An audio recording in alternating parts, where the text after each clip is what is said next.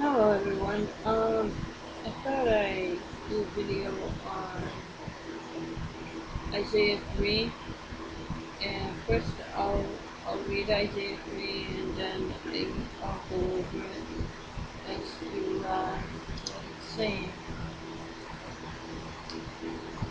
and as to how it's relating to um, this. Sorry. How it's relating to what's going on right now, as in the judgments that are coming upon us. And it says, then I'll read a little bit, and then I'll go through a little bit. So it might take a couple videos to do this. It says, but behold, the Lord of hosts, doth take away from Jerusalem and from Judah the stay and the staff, the whole stay of bread, and the whole stay of water, the mighty man and the mighty man of war, the judge and the prophet and the prudent and the ancient, the captain of 50 and the honorable man, the counselor, the cunning artificer, the eloquent orator. And I will give children to be their princes, and babes shall rule over them. And the people shall be oppressed, every one by another, and every one by his neighbor, and the child shall behave himself proudly against the ancient, and the base against the honorable. Well, that's pretty much saying, we, these kids are going to rule over us, and meaning, you know, it's just going to be like, we're going to be ungrateful, you know, like a friend of mine just told me earlier when I was discussing a particular scripture, when I was discussing Isaiah 3:4, saying how these kids are bratty, and I have to agree. They are bratty. Kids these days, they're ungrateful, they're bratty, they don't obey their parents, they're awful to adults. Um, And then it says in 5, and the people shall be oppressed every one by another.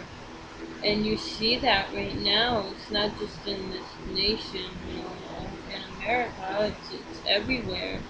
It's the government's oppressing the people in every single country. And our government, people don't like to see it, but our government oppresses us all the time. And and in other countries it's worse. Constantly oppressing the people, and especially in like third world countries where they're oppressing these people. And then it goes to say, by his neighbor the child shall have behaved himself proudly against the ancient, and the base against the honorable.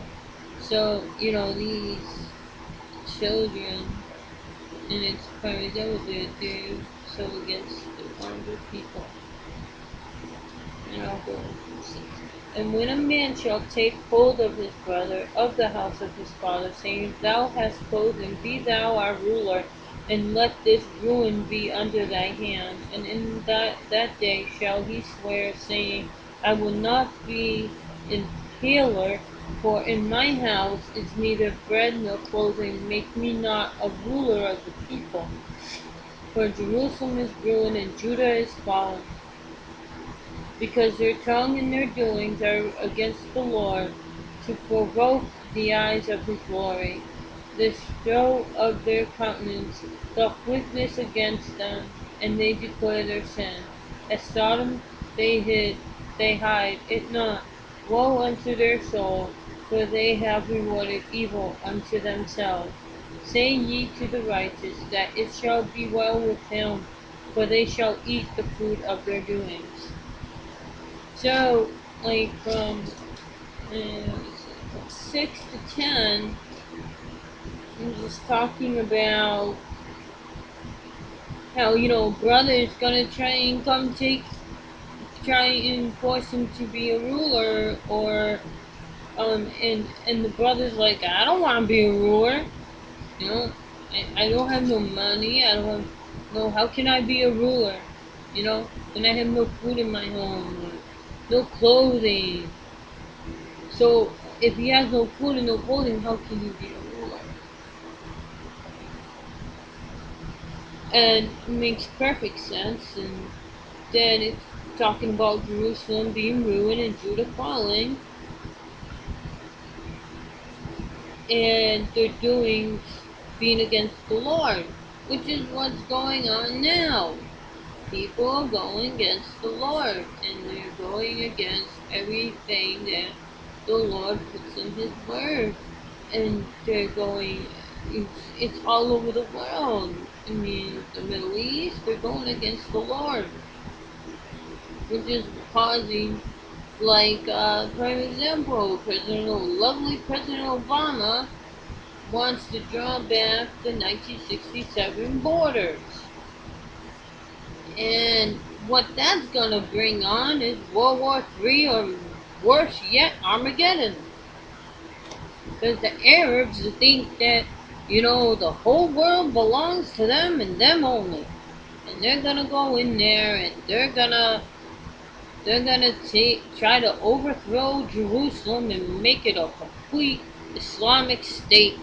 I'm sad against this because I used to be Muslim, and I'm, I'm not trying to be judgmental, but I know how these people think.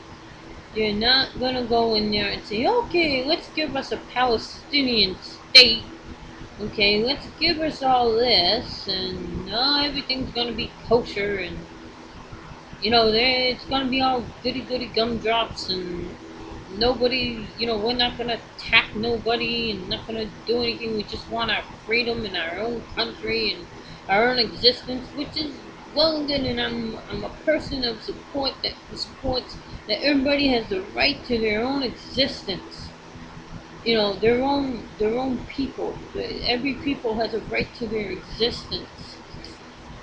But you know that does but the but to that right of existence doesn't give you the right to taunt, to torment, and to harass, and take over something that doesn't belong to you in the first place. And people think that, okay, let's give Palestine their state. Let's do this. Let's do that. Let's help Obama draw back the lines. Let's give them East Jerusalem. Okay? Oh, and they think that's just gonna solve the whole problem. No, that's not where they're gonna stop. They're not gonna stop there. Once they get that Palestinian state, they're gonna go and try and overthrow Jerusalem. And even if they do succeed, and I say if because they more than likely are not going to, because God promises He will protect His own. And even if they get that far, and I say if, and that's a very huge if, and if they get that far, they're not gonna stop there. They're looking at world domination. They're not looking about dominating the Middle East or dominating Israel and dominating this and dominating that. They're looking at complete world domination. If I can't even fathom that President Obama is even allowing this to go on, and he's even supporting it, and how people really think that this is going to solve the problem with the peace conflict in the Middle East. And they think it's going to go away. It's not. It's going to get worse. They let them have their own. They split up Israel. They're asking for God's wrath. They're just welcoming it onto themselves.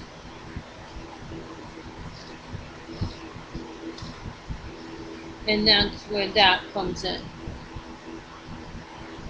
And then it says, the shadow of their countenance doth witness against them, and they declare their sin as Sodom, and they hide it not. Woe unto their soul, for they have rewarded evil unto themselves. And that's exactly what they're doing. People say, oh, the Jews in Jerusalem, they taunt the Palestinians and everything, and da da da da. But what you don't see is what they do to them. You only see, the media only shows you what these people, what what's being done to the Palestinians. They don't show you what these Palestinians do to the Jews over there. And people wonder why they're so mad at them.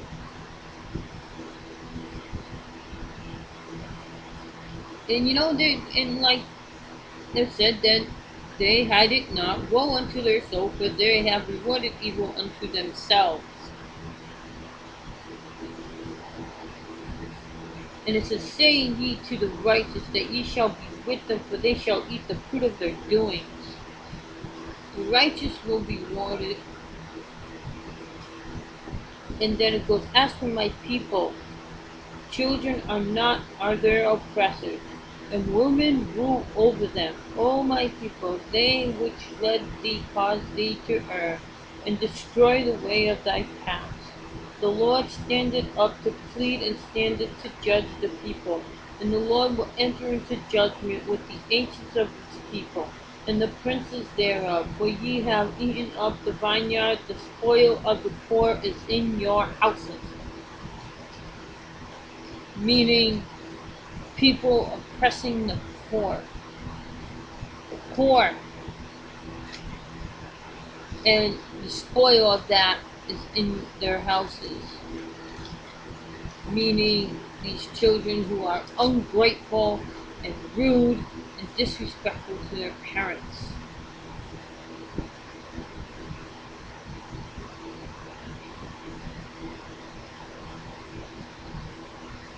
And 15 goes on, what mean ye that ye beat my people to pieces, and grind the faces of the poor? And saith the Lord God of hosts, moreover the Lord saith, because of the daughters of Zion are haughty, and walk with stretched forth necks, and wanton eyes, walking and mincing as they go, and making a tinkling with their feet. Therefore the Lord will smite with a scab the crown of the head of the daughters of Zion, and the Lord will discover their secret parts. And in the day the Lord will take away the bravery of their tinkling ornaments about their feet and their paws, and around their tires like the moon. And this talking, and once again, it's talking about, see all these women, how they dress these days, gotta show this, and gotta have this, gotta have these earrings that make me look oh so beautiful. And, like, you gotta have all these bracelets, jewelry, gotta be flashy, show cleavage, and whatever you may do. Oh no, can't look modest. Oh no, nobody will look at me. Oh no, can't get a job. Oh no, can't do that. No, no, gosh, no, God forbid, no. Can't do that. Can't trust in God. Nope, not gonna happen. And that's exactly what this is about. And really, when I was reading this and I read the whole thing, and I was like, this is what's going on right now. Women don't care. They don't dress modest. They don't look, they don't be modest, and worry and have fear of God, that you know you should be dressing modestly and not flashing yourself and showing yourself off, like flaunting yourself all around.